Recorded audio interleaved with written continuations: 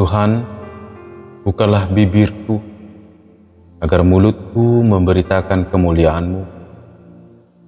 Ya Allah, ingatlah aku sesuai dengan anugerah-Mu. Tuhan, dengarkanlah aku sesuai dengan pertolongan-Mu yang penuh dengan kesetiaan. Kemuliaan bagi Bapa dan Anak dan Roh Kudus, seperti pada permulaan, sekarang dan dari kekal hingga kekal. Amin. Haleluya.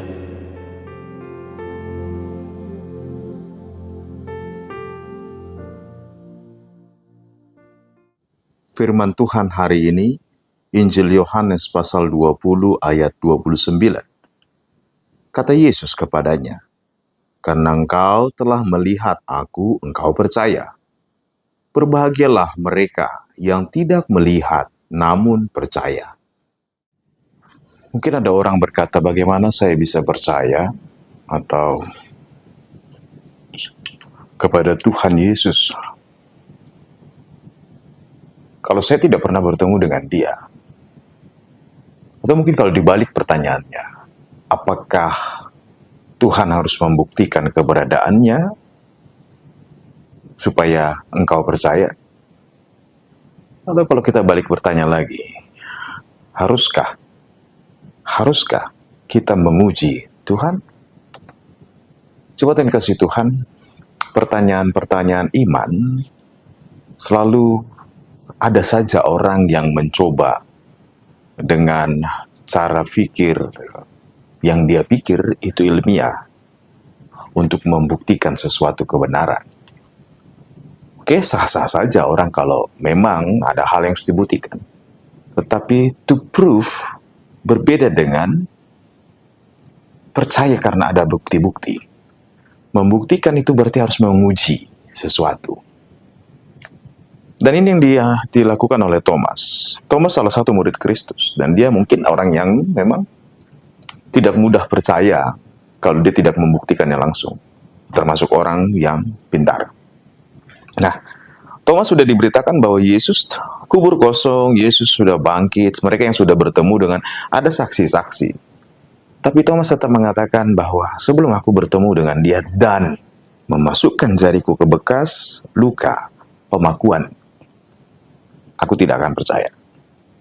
Nah, saat itu ketika Kristus menampakkan diri di depan murid-murid yang dalam ruangan tertutup, Yesus hadir di tengah-tengah mereka dan mengatakan kepada Thomas, "Nah, buktikanlah." Dan dari hati Thomas menjadi percaya dan mengatakan, "Tuhanku, Allahku." Cuma kasih Tuhan, untuk percaya kepada Tuhan, mari kita lihat di sini bahwa ternyata itu adalah karunia Tuhan. Perjumpaan Thomas dengan Kristus itu yang membuat Thomas menjadi percaya dan tiba pada pengakuan Tuhanku dan Allahku.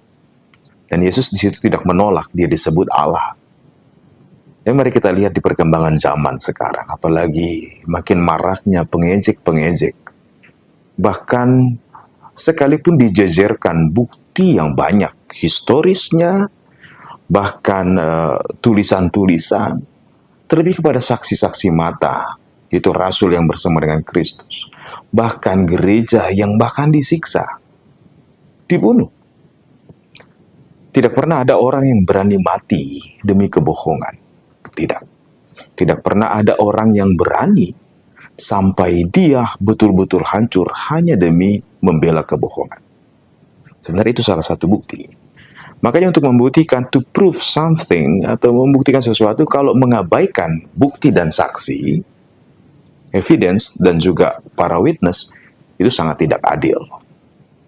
Nah, Bapak Ibu jemaat yang dikasihi Tuhan, mari kita sadari bahwa perjumpaan fisik dengan Tuhan ternyata itu pernah terjadi, tapi sampai sekarang gereja masih ada.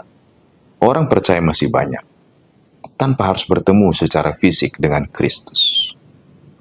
Artinya, bahwa Allah kita adalah Allah yang hidup, Dia yang telah bangkit. Kebangkitan Yesus Kristus mengubahkan banyak orang. Dan sampai saat ini, masih banyak orang yang bisa diubahkan dengan perjumpaan dengan Kristus, sekalipun tidak dengan fisik. tetapi secara rohani.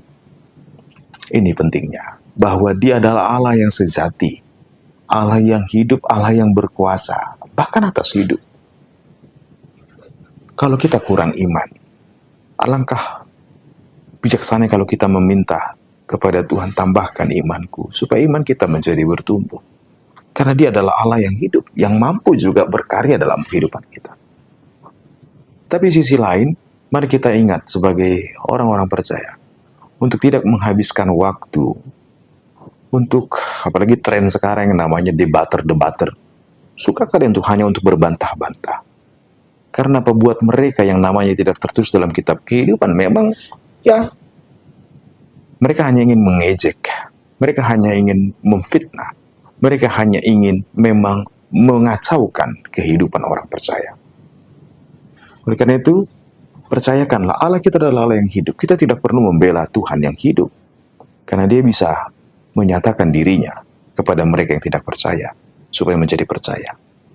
Tetapi lewat kehidupan kita sebagai saksi Kristus, ini yang tidak boleh kita lupakan.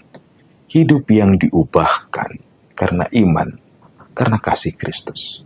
Apalagi menjelang zaman ini. Dan kesaksian tentang kebangkitan Kristus ini, itu yang bisa kita lakukan. Menjadi saksi hidup.